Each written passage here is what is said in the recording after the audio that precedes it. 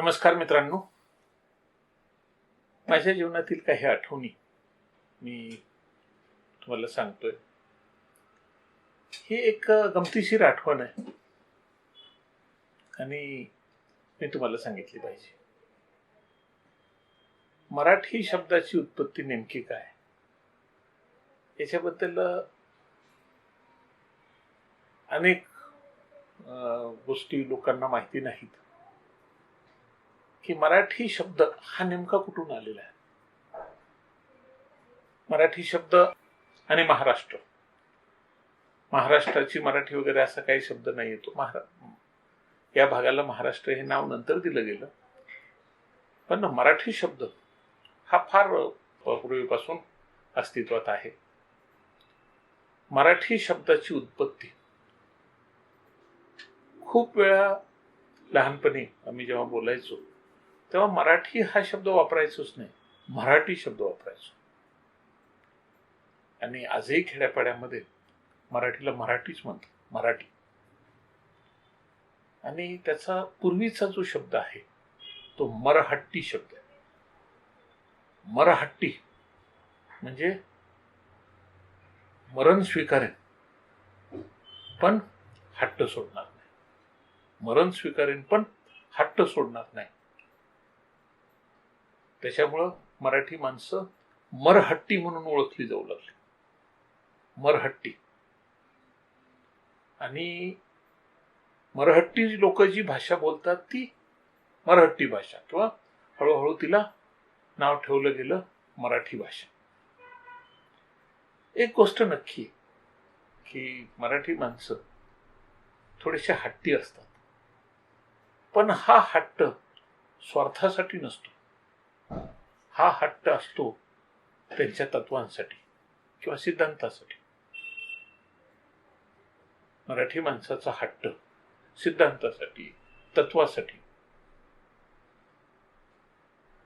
आणि म्हणून मरहट्टी. आणि मराठी शब्दापासून पुढं मराठी शब्द बनलेला आहे. तर मित्रांनो, एकदा असं झालं की माझा चिमणी पाखरं चित्रपट तेव्हा प्रदर्शित झाला होता.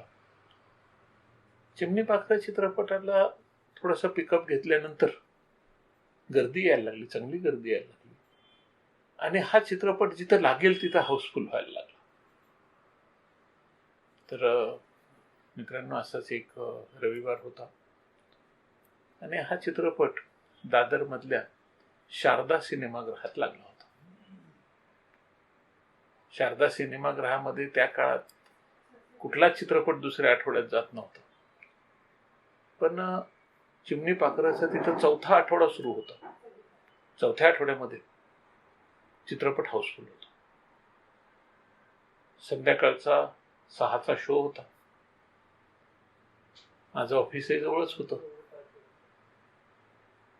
आणि त्याच्यामुळे मी असा विचार केला, 4थ्या आठवड्यामध्ये शारदामध्ये हा चित्रपट सुरू होता, रविवार होता, 4था आठवडा होता त्या थिएटरमध्ये पिक्चरचा. आणि एक व्यक्ती आपल्या बायकोला घेऊन टॅक्सीने सिनेमागृहासमोर आले. पिक्चर जस्ट सगळी लोक मध्ये गेलेली होती आणि तिथं बाहेर एक वॉचमन, मी उभा होतो. बाहेर हाऊसफुलचा बोर्ड लागलेला होता आणि तिथे एक ब्लॅकचा पण माणूस होता. त्याच्याकडे काही तिकीट होती बाल्कनीची, ती विकावीत असा त्याचा विचार होता.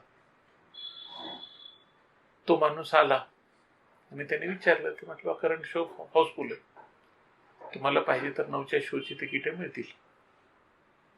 तेवढ्यात त्या ब्लॅकची तिकीट घेतलेल्या माणसानं धाडस केलं, पुढं आला. त्याला म्हटलं माझ्याकडं तिकीट आहेत, मी तुम्हाला बाल्कनीची 2 तिकीट देऊ शकतो.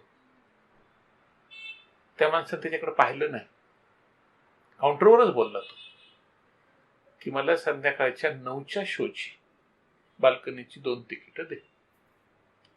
आणि 9च्या शोच्या बाल्कनीची तिकीट घेतली. तो टॅक्सीमध्ये गेला आणि तीच टॅक्सी परत घेऊन आपल्या बायकोसोबत निघून गेला. आता तो बुकिंग काउंटरवरचा क्लर्क आणि तो ब्लॅक करणारा मुलगा आणि मी, आम्ही तिघच जण उरलो. तो ब्लॅकनं तिकीट विकणारा माणूस म्हटलं, देखो तुम्हारे मराठी लोग कैसे लोग हैं, मैं क्या उनसे कुछ ज्यादा मांगता था क्या?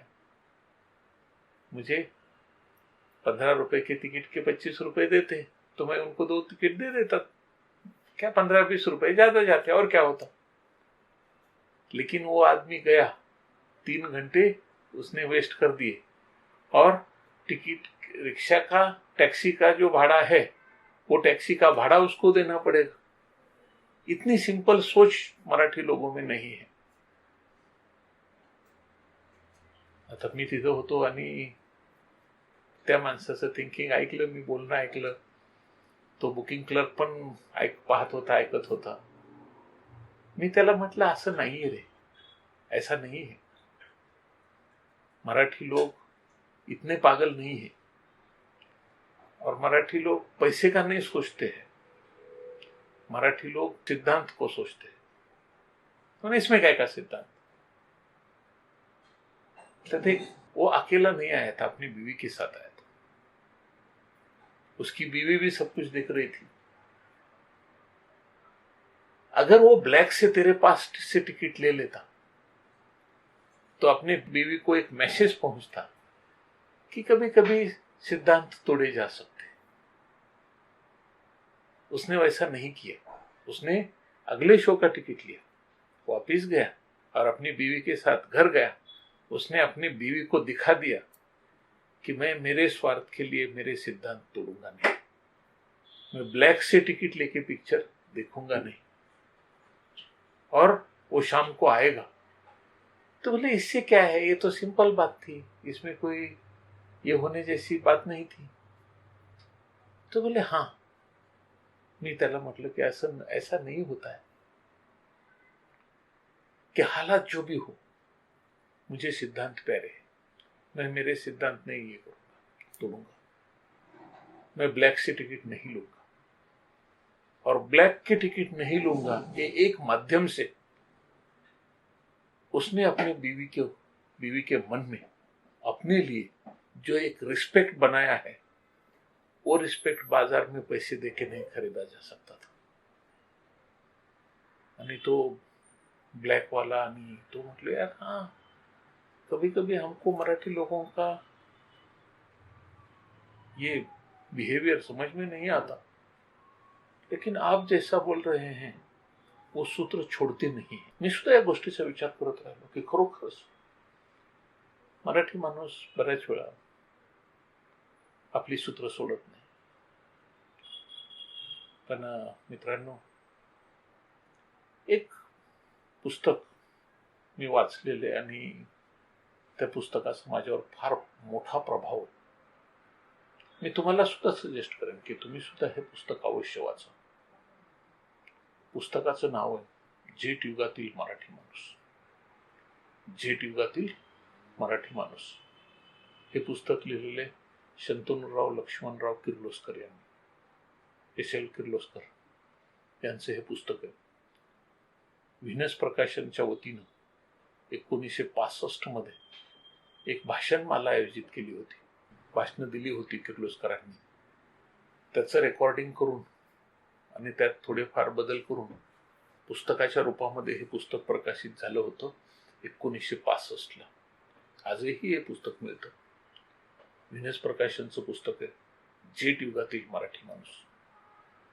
आम्ही जेव्हा 10वीला होतो तेव्हा त्यातला एक छोटासा पॅरेग्राफ आम्हाला एका प्रकरणात अभ्यासासाठी होता, आणि त्या पुस्तकामध्ये शंतनुराव किर्लोस्करांनी मराठी माणसाला काही सल्ले दिलेले.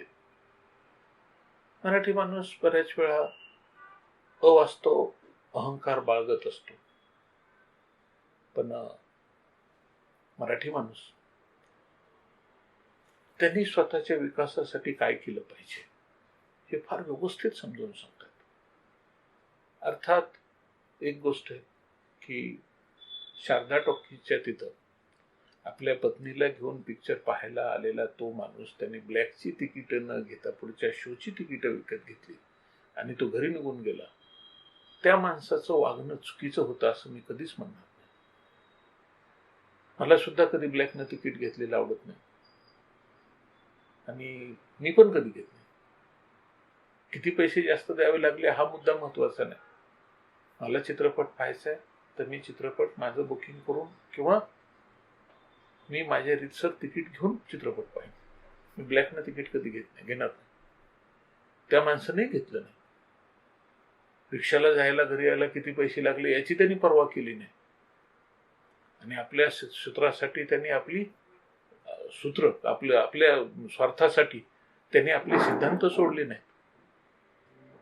म्हणून मित्रांनो, एक गोष्ट ही खरोखरच आहे, आपण जे चुकतो आहोत त्या चुका दुरुस्त केल्या पाहिजेत असं शंतनुराव किर्लोस्कर म्हणतात. पण एक गोष्ट आहे, ज्या सूत्रावर, ज्या सिद्धांतावर, ज्या तत्वावर आम्ही मनापासून प्रेम करतो ते सिद्धांत आणि त्या गोष्टी तुम्ही सहजतेनं सोडू नका. ही एक प्रकारे शिकवण त्या दिवशीच्या त्या माणसाच्या वागण्याने मला दिली आणि मी हा अनुभव खूप जणांना सांगतो आणि त्यांनाही तो अनुभव आवडतो की खरोखरच मराठी माणूस तत्वासाठी जगणारा मनुष्य ही गोष्ट आपण मान्य केली पाहिजे आणि जी तत्व किंवा ज्या गोष्टी तो स्वीकारतो त्या गोष्टी हट्ट धरून ठेवतो आणि तो हट्ट एवढ्या टोकाचा असतो की मरण आलं तरी चालेल पण ही गोष्ट सोडणार नाही. आणि हाच मराठी आणि हाच मराठी माणूस. तर मित्रांनो, आज या ठिकाणी थांबतो. नमस्कार.